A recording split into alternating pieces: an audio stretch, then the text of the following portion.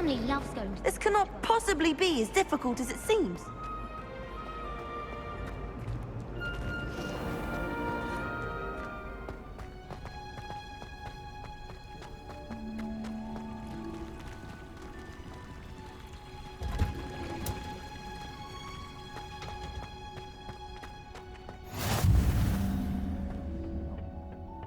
Is she growing Punja's onion again?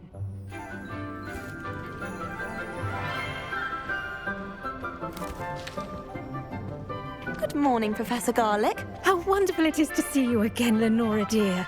Oh, here. You'll need these for today's class. A little treat for your auntie. Ah, hello.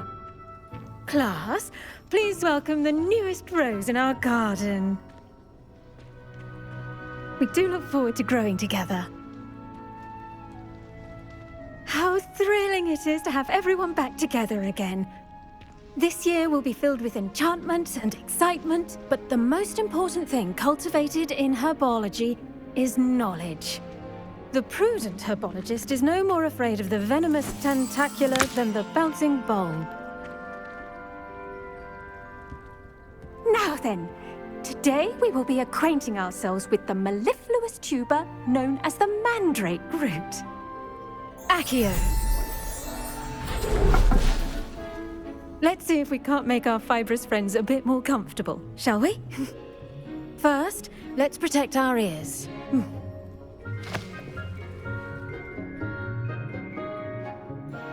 Now, everyone, grip their mandrake by the tendrils and give it a firm tug.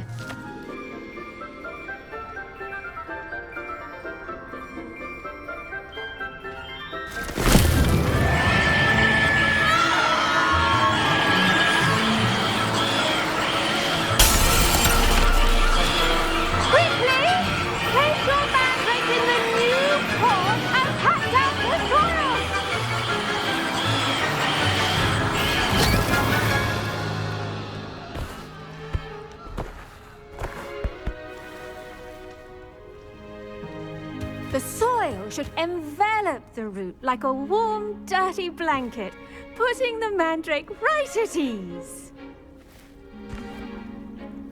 Reparo! I'm very sorry about that. Yours was a bit mature, I'm afraid. All right then, off you go. Splendid work, everyone! Now, for our next task, we'll be planting dittany at our potting tables. You can all get started. I need to have a brief word with our new student. The best time to plant a seed is last season. The second best time is now.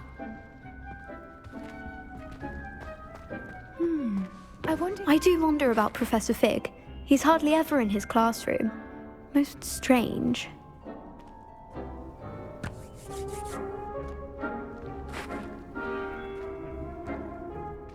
Yes, Professor. Firstly, well done with your mandrake. They can be rather difficult to get a grasp of. Actually, I enjoyed it. I couldn't help but catch your enthusiasm. How kind of you. It seems you're already taking to herbology like a mandrake to fresh soil. Now, as I mentioned, next we'll be planting dittany. Let us find you some seeds. I already have some, Professor.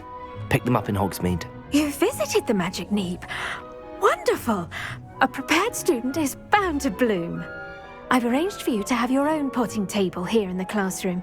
Wasn't easy to spare one on such late notice. Plant the seeds there now, and you can return to harvest them later. Even with soil, sunlight, and a bit of magic, they will take time to grow. Let's see how to balance my star thistle arrangement. Niffler's fancy or roses?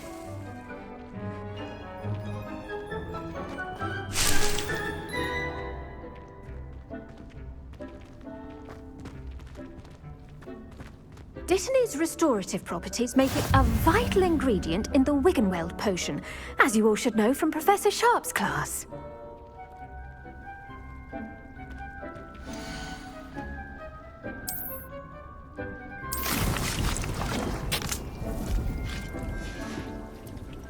done! Once it can be harvested, your dittany will be ready to use in Wiggenweld potion.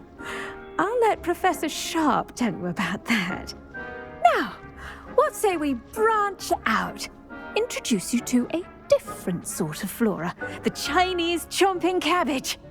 You'll find that some plants are better suited to uses outside of a cauldron. The cabbages do get testy without something to chew. Fortunately, I have a dummy for them to gnaw on.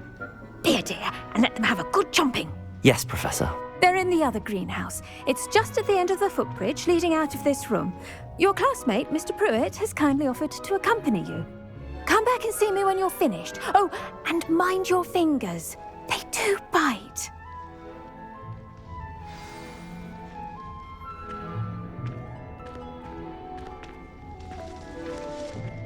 Hello.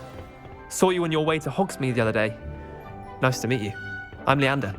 I'll be showing you the Chinese chomping cabbages. Up these stairs will take us there, but your lead. Nice work in Defense Against the Dark Arts, by the way. Excuse me? Your duel with Sebastian! And he's good. Thinks he's really good. But you outright slaughtered him. It was brilliant. Oh. Well, thank you. I nearly put Sebastian in his... Here we are. Home of the Chinese chomping cabbage. Go on. Grab a few of those cabbages. Just mind your fingers. Now, see that dummy? Just toss the cabbages at it, and they'll do the rest.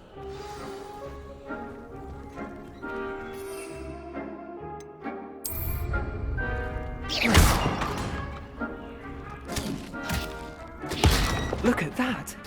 They'll chomp on anything they can get their mouths on. Mum planted some in her garden last year to keep the gnomes out. Did save her the de-gnoming, but they left her honking daffodils in tatters. Vicious little bastards, aren't they? My kind of plants. Not like stupid booba tubers and bouncing bulbs. The kind of plants that just have your back in a fight. Not saying you can't go it alone, but... Well, imagine that wasn't a dummy.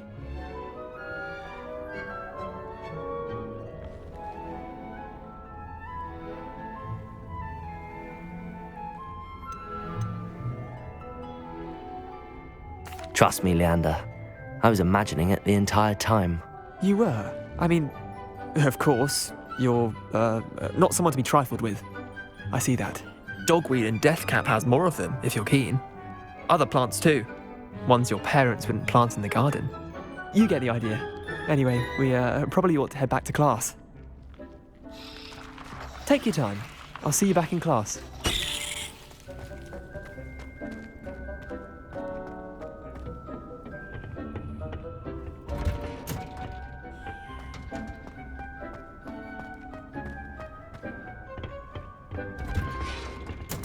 And with that helpful reminder as to why we should always wear our dragon hide gloves, I shall end our lesson here. Terribly sorry, Mr. Clopton.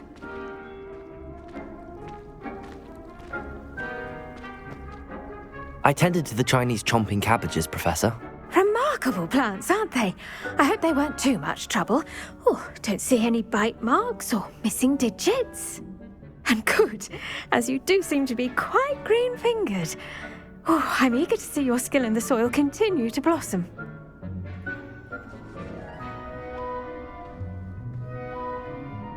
Magical plants have so much to offer.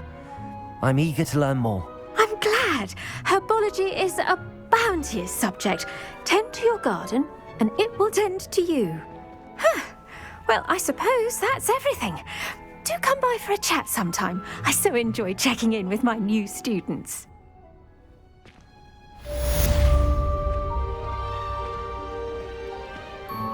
Hope those mandrakes are really relishing their new pots. Only cost me my damned... To make anything grow, we must first understand. That goes for plants as well as friendships.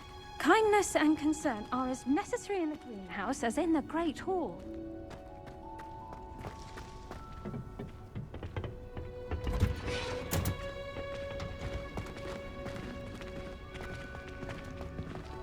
I should think Professor Garlick would be more careful with her mandrakes.